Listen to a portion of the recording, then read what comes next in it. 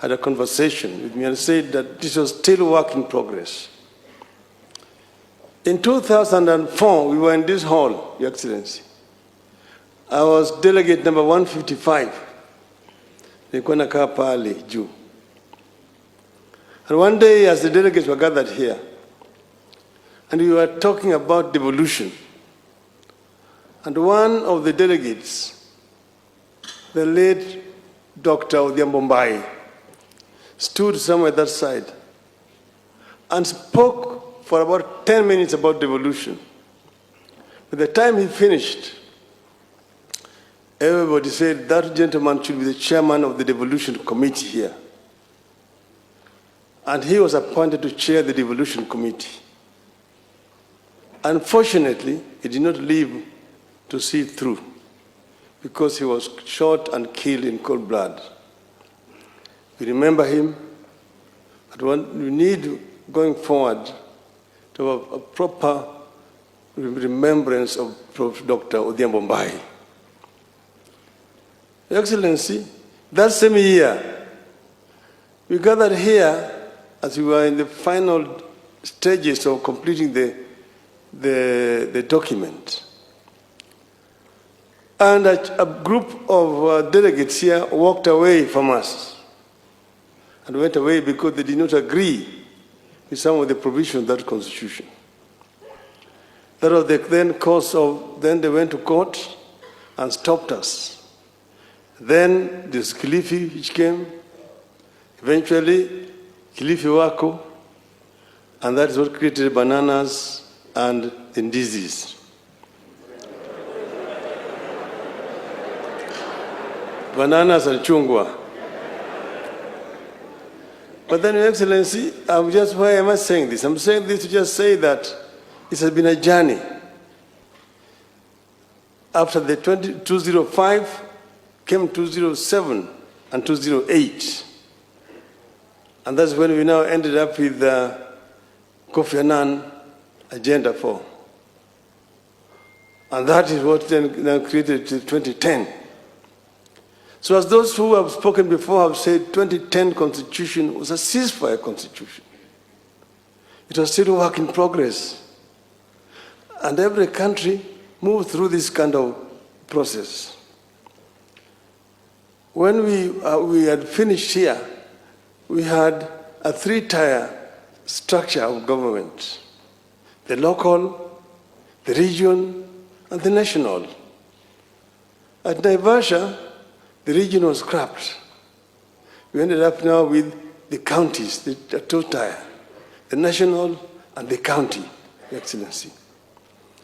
So this is an issue that could be revisited at some other time. But right now we have this. But then, Your Excellency, when we sat together, we agreed that it was time to look at some of the issues ailing our country. Because in spite of having passed this constitution, which has been hailed all over the world as one of the most democratic constitutions, still we have a problem as a people.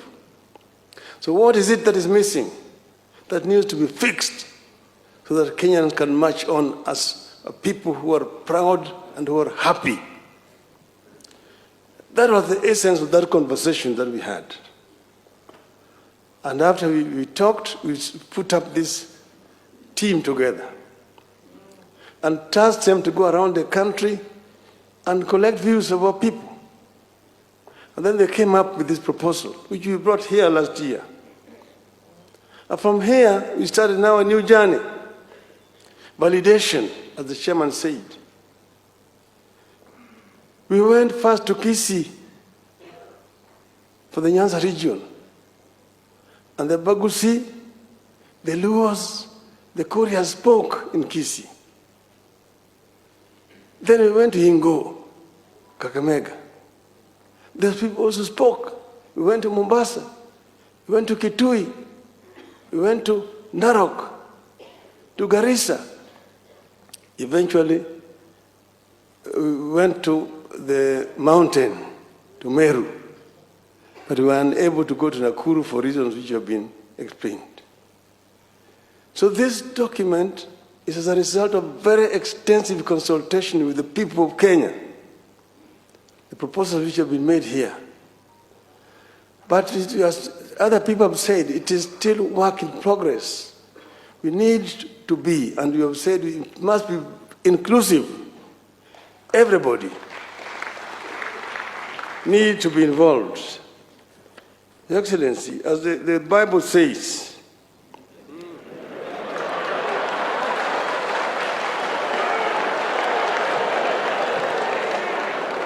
Isaiah 1, chapter 18. Come now, let us reason together.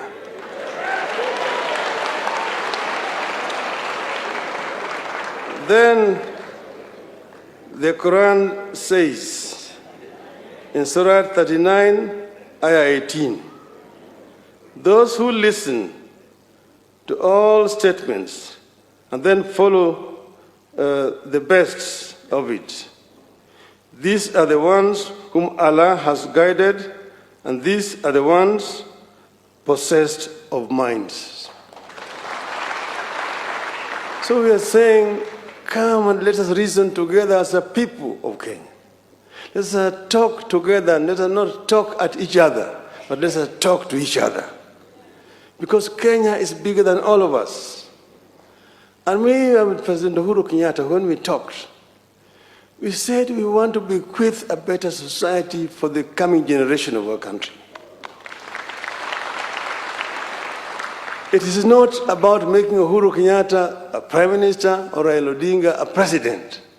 And Raila Odinga has never declared, and I want to tell the Standard newspaper, anyway, that he wants to run for presidency in 2022. That is not why we brought this. We brought this because we have seen that there are problems in our country, and these problems must be solved by the people of Kenya themselves. The founding fathers of our nation wanted a united nation, where that's why they said that God bless this land of ours. Justice be our shield and defender. May we dwell in unity, peace and liberty. Plenty be found within our borders. That plenty was not going to drop like manna from heaven. It was going to be as a result of the sweat and the toil of our people. So we must give Kenyans opportunity to create that wealth. And this is what we are talking about, empowering the youth so that the youth can be able to create wealth. Wealth must be created by our people. That's when we are going to have plenty within our country. That every child born in our country has equal opportunity to be able to realize his or her potential from the cradle to the grave. That no Kenyan will sleep without food. That each and every Kenyan, when they are sick, will be able to get treatment, irrespective of whether they have money or no money. This is the kind of society that we want to create. An equal society where everybody has an opportunity. Not a polarized society. The haves and the have-nots. The low downtrodden and the up there. We don't want a proletarian revolution. And proletarian revolutions have never been led by the bourgeois.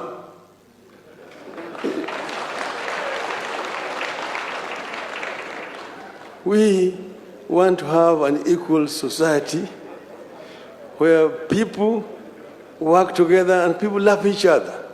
And that's why we are proposing a new ethos of Utu. Utu. Utu. Kila moja ni ndugu. Vile Mwalimu Nyerere alifanya kule Tanzania. Watanzania hawaulizi mtu wewe ni kabila gani. Anauliza wewe unatoka jimbo gani. Ukimuuliza Tanzania wewe ni kabila gani, atasema wewe ni Mkenya. Hapa Tanzania hatuulizi kabila. Sisi ni kabila moja, ni Watanzania. Hata Wakenya tuseme sisi zote ni Wakenya.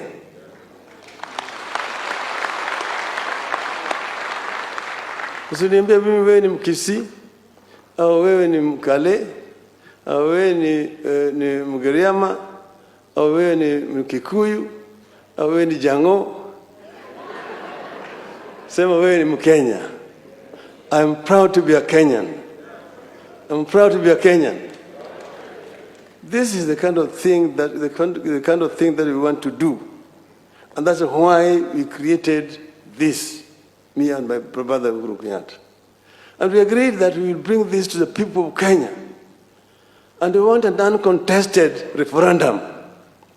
We don't want wengine wanakwenda sisi tunasema la si nini. No, let's bring it here. The disabled have spoken and they have been heard. Wakina mama wameongea na wamesikizwa. Vijana kila mtu ameongea na tutasikizwa. See, do we want this to be a unifying process, uniting the people of Kenya? Once that is done, Kenyans will decide who is going to be a leader in 2022. We don't want to talk about 2022 now. We are talking about Kenya of today. The Jubilee government, and the leaders are here, have their 4-point agenda. Wamalize hiyo kwanza.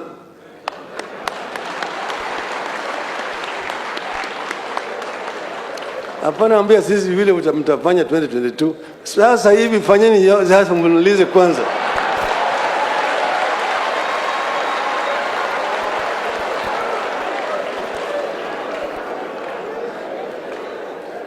Sisi wako pamoja, wako pair. Wewe umekuwa na bibi, umezaa mtoto, unaona mtoto amekuwa ni kichaa. Sasa wewe unasema hiyo si mtoto yangu.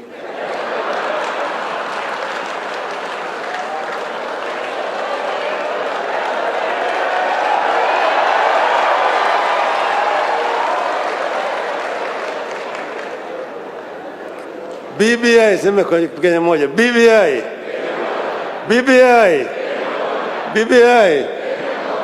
Mheshimiwa William Samoei Ruto, ongea na Wakenya.